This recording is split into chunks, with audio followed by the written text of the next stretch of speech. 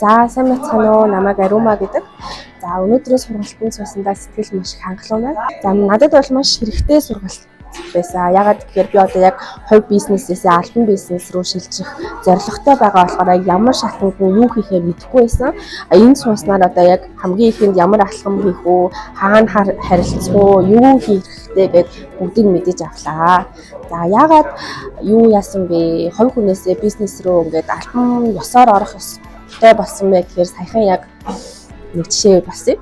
Тэр нь юу вэ гэхээр томоохон байгууллагаас надад захиалга өгөөд за тэгээд хэмжээний захиалга өгөөд би ингээд хувь хүн дээрээ би баримт болон хэмжлэл үүсгэж болно гэсэн чинь заавчлаарай манай хувь хүн дээр биш заавал албан байгууллагатай харьцах ёстой гэд энэ болохоор надад нэлээд том шалгуур болсон.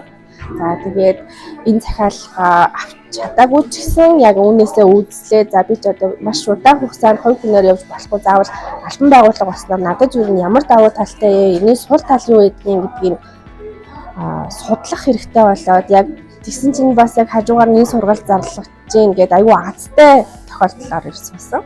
Ер нь бол албан болно гэсэн зорилготой болсон байгаа.